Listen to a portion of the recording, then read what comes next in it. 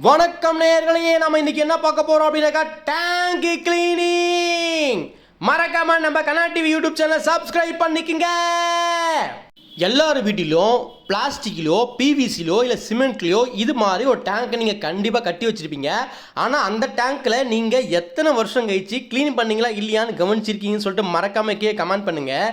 ஏன்னா நம்ம டேங்க்கை ஒரு 4 வருஷம் கழிச்சு மேலே போய் பார்க்கும்போது பார்த்தீங்கன்னாக்கா அவ்வளோ குப்பை இருந்தது. கிட்டத்தட்ட பார்த்தீங்கன்னாக்கா 2 இன்ச்சுக்கு மேலே பார்த்தீங்கன்னாக்கா மண் கருப்பு கலரில் இருந்தது. கூடவே பார்த்தீங்கன்னாக்கா புழுக்களும் சில செடிகளும் முளைச்சிருந்தது.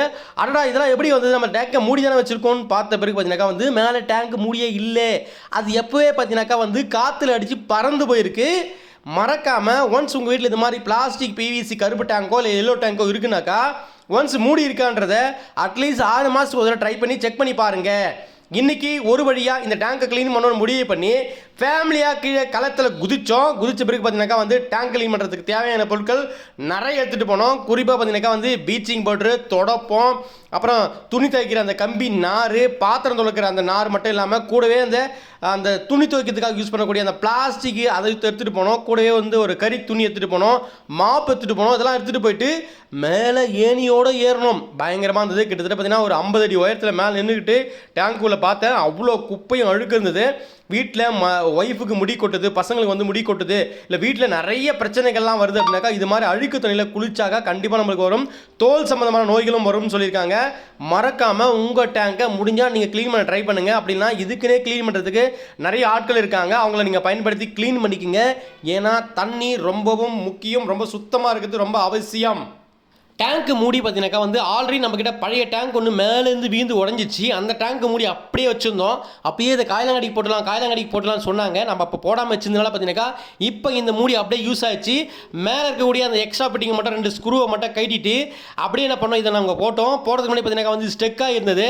அதனால் என்ன ஸ்டெக் ஆகிடுச்சு சொல்லிட்டு பார்த்தீங்கன்னாக்கா நான் என்ன பண்ணேன், இதை அப்படியே திருப்பி என்ன பண்ணேன், ரிவேர்ஸில் அது மேலே வச்சு 2 போல்ட்டை மட்டும் போட்டுட்டு நம்ம கட்டிங் பிளேட் வச்சு 2 தட்டின பிறகு பார்த்தீங்கன்னாக்கா அழகாக இது மேலே மட்டும் கைண்டி வந்துச்சு. ஏன்னா இதை கைட்டினா தான் நம்ம டேங்க்கில் வச்சு 2 போல்ட் 2 போட முடியும். இது அழகாக லாகமாக கைட்டி மேலே வச்சு சூப்பராக போல்ட் 2 போட்டு நல்லா டைட்டும் பண்ணியாச்சு.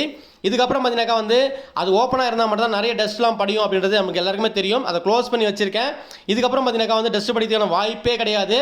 உங்கள் வீட்டில் இது மாதிரி கருப்பு டேங்க் இருக்கா, இல்லை நீங்கள் சிமெண்ட் டேங்க் மாதிரி எதனா கட்டியிருக்கீங்களா, இல்லை எல்லோ டேங்க் கட்டியிருக்கீங்களா, மறக்காம கமெண்ட் பண்ணுங்கள்.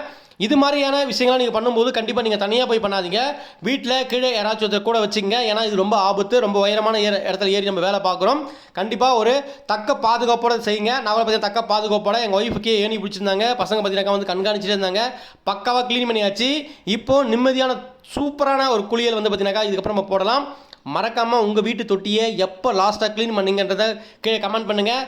இன்றைக்கான ஒர்க்கு ரொம்ப சூப்பராகவே ஃபினிஷ் பண்ணி முடிச்சிட்டோம். கண்டிப்பாக அடுத்து பார்த்தீங்கன்னாக்கா செப்டிக் டேங்க் கிளீனிங் வீடியோ வேணும் அப்படின்னாக்கா மறக்காம கமெண்ட் பண்ணுங்கள். செப்டிக் டேங்க் உள்ள பூந்து க்ளீன் பண்ணிடலாம்.